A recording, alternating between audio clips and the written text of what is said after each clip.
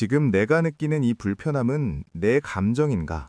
아니면 타인의 기분을 내가 대신 책임지려 하는 것인가? 이 질문은 오늘을 살아가는 수많은 어른 아이들에게 던지는 서글픈 화두입니다.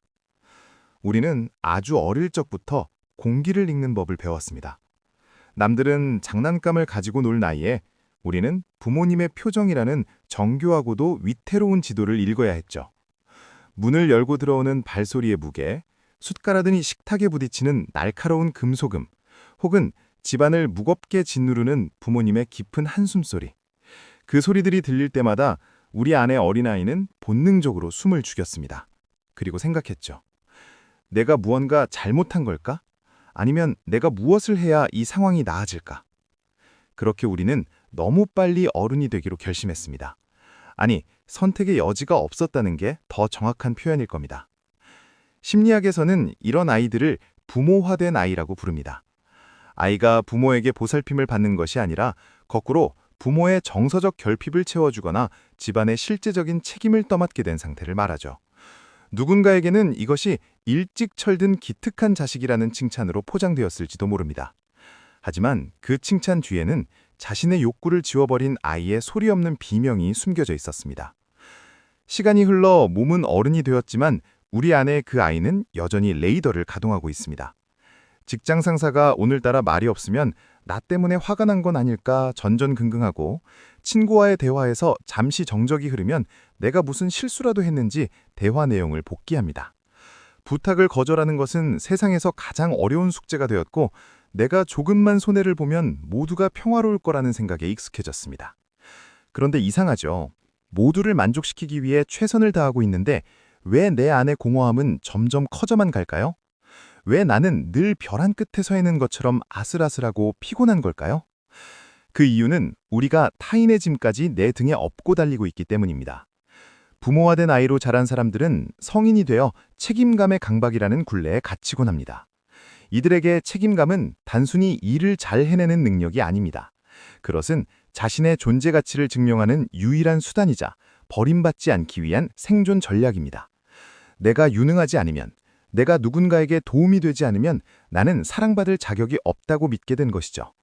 그래서 몸이 부서져라 일을 하고 타인의 감정 쓰레기통 역할을 자처하면서도 정작 자신을 돌보는 법은 잊어버렸습니다. 이것이 반복되면 결국 번아웃이 찾아옵니다. 단순한 피로가 아닙니다. 영혼의 불이 꺼져버린 것 같은 무력감이죠. 남들이 보기엔 여전히 성실하고 책임감 있는 사람처럼 보이겠지만 정작 본인은 속이 시커멓게 타들어가고 있습니다. 이제는 정말 못하겠다는 생각이 들 때조차 이들은 쉬는 법을 몰라 당황합니다. 휴식조차 다음 일을 더 잘하기 위한 충전이라는 명분이 있어야만 허락되는 일종의 숙제처럼 느껴집니다. 아무것도 하지 않는 나 자신을 견디지 못하는 겁니다. 아무것도 하지 않는 나는 가치가 없다고 느꼈던 그 어린 시절의 기억이 발목을 잡고 있기 때문입니다. 우리가 기억해야 할 사실이 하나 있습니다. 당신이 어릴 적 그 무거운 짐을 짊어졌던 것은 당신이 강해서가 아니라 그래야만 살 수 있었기 때문이라는 것을요. 당신은 보호받아야 할 존재였지 보호자가 되어야 할 존재가 아니었습니다. 부모님의 불행은 당신의 탓이 아니었고 당신이 그들을 행복하게 해줄 수도 없었습니다. 하지만 그 시절의 당신은 그 불가능한 미션을 완수하기 위해 자신의 어린 시절을 통째로 바쳤습니다. 이제는 그 아이에게 말을 걸어줄 시각입니다. 그동안 고심 많았어. 이제 그 짐은 내려놓아도 돼. 너는 누군가를 만족시키지 않아도 그 자체로 충분히 소중하단다. 라고요. 지금 당신이 느끼는 그 막연한 불안과 죄책감은 당신이 무언가 잘못해서 생기는 것이 아닙니다. 타인의 몫까지 책임지려 했던 습관이 보낼 신호일 뿐입니다. 이제 우리는 내 감정과 타인의 기분 사이에 명확한 선을 긋는 연습을 해야 합니다. 상대방이 기분이 좋지 않은 것은 그의 몫이지 나의 실패가 아닙니다. 내가 거절을 해서 상대가 실망하는 건 역시 그가 감당해야 할 감정의 무게일 뿐입니다. 우리는 신이 아닙니다. 모든 사람의 기분을 맞춰줄 수도 없고 세상의 모든 문제를 해결할 수도 없습니다. 이런 선 긋기가 유독 우리에게 어려운 이유는 타인의 욕구를 채워주는 것이 곧 나의 생존과 직결되었던 기억 때문입니다. 어린 시절에 우리는 누군가에게 기쁨을 주거나 쓸모있는 사람이 되어야만 비로소 안전하다고 느꼈습니다. 그래서 어른이 된 지금도 인간관계에서 은연중에 구원자의 역할을 자처하곤 하죠. 친구들 사이에서 늘 고민을 들어주는 사람, 회사에서 남들이 꺼리는 뒤처리를 묵묵히 해내는 사람, 연애를 할 때도 유독 손이 많이 가거나 정서적으로 불안정한 상대에게 끌려 그를 교정해주고 싶은 마음, 이 모든 것들이 사실은 내 안에 결핍을 채우려는 몸부림입니다. 내가 누군가를 돌보고 있을 때만 나의 존재 가치를 확인할 수 있기 때문이죠. 하지만 역설적으로도 이런 태도는 우리를 더욱 외롭게 만듭니다. 우리는 늘 타인에게 의지할 수 있는 든든한 사람이 되어주지만 정작 내가 힘들 때 기댈 곳은 없습니다. 너는 혼자서도 잘하잖아. 너는 걱정 안 돼. 라는 말들이 칭찬처럼 들릴지 몰라도 사실 그 말들은 우리의 입을 막는 거대한 자물쇠가 됩니다. 아프다고 말하고 싶어도 나조차 내가 아픈 것을 허용하지 않습니다. 어른이라는 마스크가 너무나 두껍게 얼굴에 달라붙어 버린 것이죠. 남들에게는 한없이 너그럽고 공감 능력이 뛰어난 당신이지만 유독 자신에게만은 가혹한 심판관이 되어 채찍을 멈추지 않습니다. 조금이라도 나태해지거나 실수를 하면 너는 이것밖에 안 돼? 라며 스스로를 몰아세웁니다. 이 지독한 완벽주의는 사실 공격받지 않기 위한 방어기제입니다. 내가 완벽하면 누구도 나를 비난할 수 없고 그러면 다시는 어린 시절 느꼈던 그 막막한 소외감을 경험하지 않아도 될 거라 믿는 것이죠. 하지만 영혼에도 근육통이 있습니다. 감당할 수 없는 무게를 계속 들고 있으면 결국 근육이 파열되듯 우리의 마음도 비명을 지르기 시작합니다. 이유 없는 두통, 가슴 답답함, 늘 어깨를 짓누르는 긴장각은 몸이 당신에게 보낼 최후 통첩입니다. 제발 나 좀 봐줘. 나 너무 힘들어. 라고 말이죠. 그런데도 우리는 여전히 타인의 눈치를 봅니다. 내가 지금 힘들다고 말하면 사람들이 나를 실망스럽게 보지는 않을까. 내가 이 역할을 내려놓으면 관계가 끊어지지는 않을까 두려워합니다. 하지만 기억하세요. 당신이 아무것도 해주지 않아도, 당신이 유능의 모습을 보여주지 않아도 당신 곁에 남아있는 사람들이 진짜 당신의 사람들입니다. 당신의 기능을 사랑하는 사람이 아니라 당신의 존재를 사랑하는 사람들을 만날 기회를 스스로에게 주어야 합니다. 우리가 먼저 연습해야 할 것은 무능력해질 권리를 회복하는 것입니다. 오늘 하루쯤은 계획대로 하지 않아도 괜찮고 누군가의 기대를 저버려도 괜찮습니다. 당신이 모든 사람의 기분을 책임질 수 없다는 사실을 겸허히 안 받아들여야 합니다. 그것은 무책임한 것이 아니라 인간으로서의 한계를 인정하는 건강한 태도입니다. 타인의 슬픔이나 분노를 마주했을 때 그것을 내가 해결해줘야 한다는 강박에서 벗어나 보세요. 그저 저 사람이 지금 힘들구나 라고 관찰하는 것만으로도 충분합니다. 그 감정은 그 사람의 것이고 당신은 당신의 평온을 지킬 권리가 있습니다.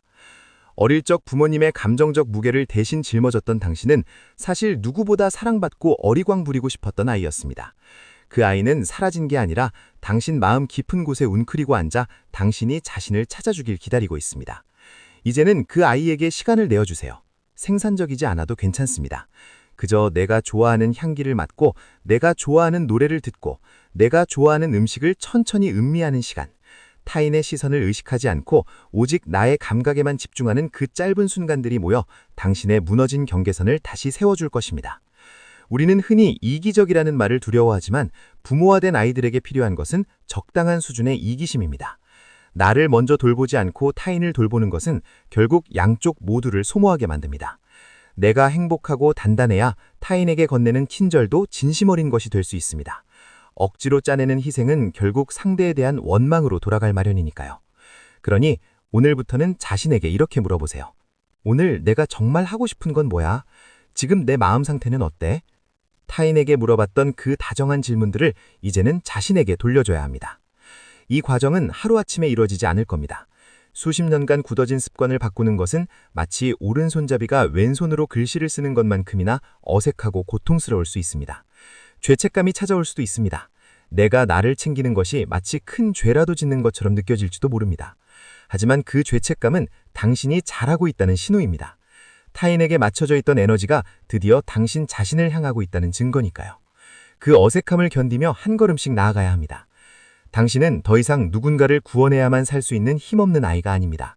당신은 스스로를 돌볼 힘이 있는 성인이며 동시에 보호받을 가치가 있는 소중한 존재입니다. 이제 거울 속의 당신을 가만히 들여다보세요. 피곤에 지친 눈, 꽉 담은 입술, 긴장된 어깨. 그 모습 뒤에 숨겨진 여리고 예쁜 마음을 발견해보세요. 그리고 스스로에게 약속해주세요. 다시는 나를 맨 마지막 순서로 두지 않겠다고. 타인의 기분을 살피느라 내 마음이 멍드는 것을 방관하지 않겠다고요. 당신이 자신을 소중히 여기기 시작할 때 세상도 비로소 당신을 소중히 대할 것입니다. 당신은 그럴 자격이 충분합니다. 남들을 위해 쏟았던 그 지극한 정성을 이제는 오롯이 당신 자신을 위해 사용해보세요. 이제 마음의 습관을 일상 속 실제적인 행동으로 옮겨보는 연습을 해보겠습니다. 사실 우리 같은 사람들에게 경계선이라는 단어는 참 낯설고 이기적으로 느껴집니다. 누구니까 나에게 선을 그으면 거절당한 기분이 들었기에 나 역시 남에게 선을 긋는 것이 상처를 주는 행위라고 굳게 믿어왔죠. 하지만 건강한 경계선은 담벼락이 아니라 출입문과 같습니다. 아무나 내 마음의 안방까지 들어와 어지럽히지 못하게 하고 내가 감당할 수 있을 때만 손님을 맞이하는 최소한의 안전장치입니다. 처음 거절을 연습할 때 우리의 심장은 미친 듯이 뛰고 손에 땀이 날지도 모릅니다. 머릿속에서는 벌써 상대방이 나를 비난하고 떠나가는 시나리오가 수십 개씩 써내려 가겠죠. 하지만 그 떨림은 당신이 잘못하고 있다는 신호가 아니라 수십 년간 닫혀있던 나를 지키는 근육이 처음으로 움직이며 내는 소리입니다. 그 불안함을 당연하게 받아들이세요. 아, 내가 지금 나를 지키려고 노력 중이라 몸이 긴장했구나 라고 스스로를 다독이며 그 불편한 순간을 견뎌보는 것이 치유의 첫걸음입니다. 구체적으로는 시간에 유예를 두는 연습부터 시작해보세요. 누군가 무리한 부탁을 하거나 내 감정의 영역을 침범해 올 때 즉각적으로 네 혹은 미안해 라고 답하는 대신 잠시 생각할 시간이 필요해 라고 말하는 10초의 여유를 가져보는 겁니다. 이 10초는 어린 시절 생존을 위해 발달했던 타인 중심의 자동 반응을 끄고 나의 욕구를 확인하는 골든타임이 됩니다. 그 짧은 시간 동안 자신에게 물어보세요. 이 일을 하면 내일의 내가 너무 지치지 않을까? 내가 정말 원해서 하는 일인가? 아니면 미움받기 싫어서 하는 일인가? 이 질문에 대한 답이 조금이라도 희생에 가깝다면 정중하지만 단호하게 거절하는 연습을 해야 합니다. 거절할 때는 긴 변명이나 이유를 댈 필요도 없습니다. 마음은 고맙지만 지금은 제가 그럴 여력이 되지 않네요 라는 담백한 한마디면 충분합니다. 당신의 상황을 구구절절 설명하며 이해를 구하려 애쓰지 마세요. 당신의 에너지와 시간은 오직 당신만의 것이며 그것을 어떻게 사용할지 결정하는데 타인의 허락은 필요하지 않습니다. 또한 우리는 스스로를 다시 키우는 재양육의 과정을 거쳐야 합니다. 부모님이 주지 못했던 혹은 줄 수 없었던 그 따뜻한 지지와 무조건적인 수용을 이제는 어른이 된 내가 나에게 해줘야 합니다. 실수했을 때 괜찮아, 사람이 그럴 수도 있지 라고 말해주는 관대한 부모가 되어주고 슬플 때 마음껏 울어도 돼, 내가 옆에 있을게 라고 말해주는 든든한 보호자가 되어주는 겁니다. 특히 번아웃이 올 정도로 자신을 몰아붙일 때 어린 시절의 당신 사진을 한번 떠올려 보세요. 그 작고 여린 아이에게 지금 당신이 하고 있는 것처럼 더 열심히 해, 쉬지 마, 남들 기분 맞춰 라고 소리칠 수 있겠습니까? 아마 차마 그러지 못할 겁니다. 그 아이를 안아주고 싶은 마음이 든다면 지금의 당신도 똑같이 안아주세요. 당신은 여전히 그 아이의 연장선에 있고 여전히 다정한 돌봄이 필요한 존재입니다. 이 과정에서 우리는 에너지 도둑들을 가려내는 눈도 갖게 될 것입니다.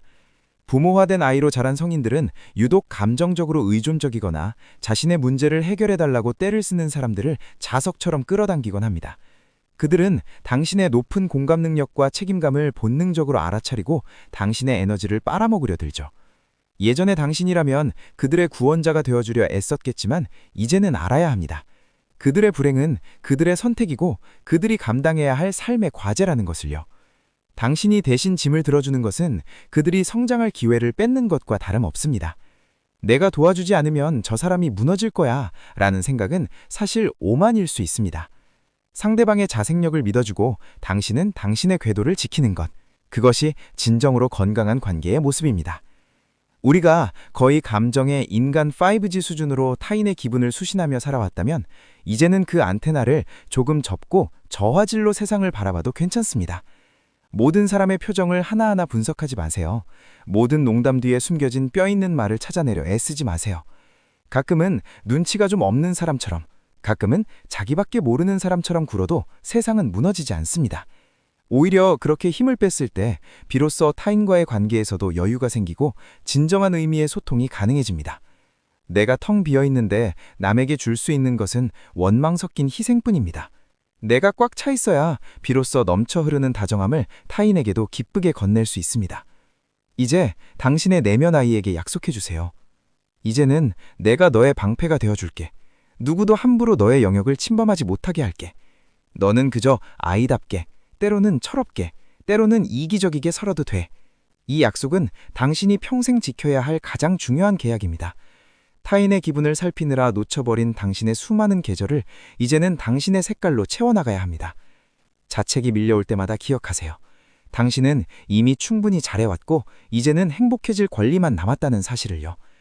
당신의 책임감은 당신을 옥죄는 사슬이 아니라 당신의 삶을 주체적으로 이끌어가는 강력한 엔진이 되어야 합니다. 이 치유의 여정 끝에 기다리는 것은 남들의 기대를 완벽하게 채워주는 유능한 나가 아니라 조금은 서툴고 부족해도 내 마음의 소리에 귀 기울일 줄 아는 자유로운 나입니다. 사실 우리가 그동안 그토록 두려워했던 것은 내가 타인의 짐을 내려놓았을 때 세상이 나를 차갑게 외면하지 못할지도 모른다는 공포였습니다. 하지만 막상 용기를 내어 선을 긋고 나의 자리를 찾아가기 시작하면 놀라운 변화가 일어납니다. 내가 모두를 구원하지 않아도 세상은 무너지지 않으며 오히려 내가 단단해질 때 주변 사람들도 각자의 삶을 살아낼 힘을 얻게 된다는 사실을 깨닫게 되죠. 이것은 이기적인 배신이 아니라 서로가 서로의 인생을 책임지는 가장 건강한 형태의 독립입니다. 이제 당신은 더 이상 폭풍우 치는 바다에서 모든 조난선을 구하려 애쓰는 좁은 조각배가 아닙니다. 당신은 그 자리에 굳건히 서서 빛을 비추는 등대가 되어야 합니다. 등대는 배들을 쫓아가며 구조하지 않습니다. 그저 자신의 자리를 지키며 빛을 비뿜을 뿐이고 배들은 그 빛을 보고 스스로 길을 찾아갑니다. 당신의 삶도 그래야 합니다. 타인의 감정에 휘둘려 이리저리 흔들리는 것이 아니라 당신이라는 존재 자체가 하나의 고요한 중심이 되어야 합니다. 그럴 때 비로소 당신 곁에 있는 사람들도 당신의 희생에 대한 부채감 없이 오로지 당신이라는 사람 자체를 즐기고 사랑할 수 있게 됩니다. 우리가 회복해야 할 마지막 조각은 바로 아무것도 하지 않아도 괜찮은 시간입니다. 부모화된 아이들에게 무언가를 생산해내지 않는 시간은 곧 안전이었습니다. 하지만 진정한 휴식은 다음 일을 위한 충전이 아니라 그 자체로 삶의 목적이 되어야 합니다. 창밖의 구름을 멍하니 바라보거나 길가에 핀 이름 모를 꽃에 눈길을 주는 일, 혹은 아무런 계획 없이 하루를 흘려보내는 일들, 이런 무용한 시간들이 사실은 우리 영혼을 가장 풍요롭게 채워줍니다.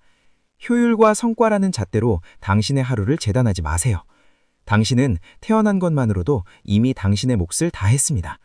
누군가의 기분을 좋게 해줘야만 혹은 집안의 문제를 해결해야만 당신의 존재가 허락되는 것이 아닙니다. 긴 시간이 걸릴 것입니다. 때로는 다시 예전처럼 타인의 눈치를 보며 자책하는 남이 찾아올지도 모릅니다. 하지만 괜찮습니다. 그럴 때는 다시 처음의 질문으로 돌아가세요. 지금 내가 느끼는 이 불편함은 정말 내 것인가? 아니면 타인의 것인가? 이 질문 하나가 당신을 과거의 늪에서 건져 올리는 튼튼한 밧줄이 되어줄 것입니다. 당신은 이제 혼자가 아닙니다. 어른이 된 당신이 당신 안의 어린아이를 꼭 안고 있습니다. 그 아이가 더 이상 무거운 짐을 지고 헐떡이지 않도록 이제는 당신이 그 짐을 대신 받아주되 그대로 땅에 내려놓으세요. 그리고 그 아이의 손을 잡고 함께 가벼운 산책을 떠나보시길 바랍니다. 당신이 걸어온 그 고단했던 길은 결코 헛되지 않았습니다. 그 과정에서 얻은 깊은 공감 능력과 세심한 배려는 이제 타인이 아닌 당신 자신을 향할 때 가장 아름다운 꽃을 피울 것입니다. 스스로를 사랑하는 법을 배운 어른아이는 세상 그 누구보다 단단하고 다정한 어른이 될 수 있습니다. 당신은 이미 그 길 위에 서 있습니다. 이제는 남들의 표정이 아닌 당신 마음속 날씨를 먼저 살피는 삶을 사세요. 당신의 하늘이 맑아질 때 비로소 당신의 세상도 환해질 것입니다. 그동안 너무나 고생 많으셨습니다. 이제는 정말 편안해지셔도 됩니다. 오늘 이 이야기가 어린 시절의 상처로 오늘을 견디고 있는 당신에게 작은 위로와 용기가 되었기를 바랍니다. 당신은 혼자가 아니며 당신의 치유는 이미 시작되었습니다. 이 영상이 도움이 되셨다면 좋아요와 구독 그리고 알람 설정까지 부탁드립니다. 여러분의 작은 응원이 더 많은 어른아이들에게 치유의 메시지를 전하는 큰 힘이 됩니다. 댓글로 여러분의 소중한 경험이나 스스로에게 해주고 싶은 위로의 한마디를 남겨주세요. 하나하나 소중히 읽으며 여러분의 여정을 응원하겠습니다. 시청해주셔서 진심으로 감사합니다. 다음 영상에서 더 깊은 마음의 이야기로 찾아뵙겠습니다.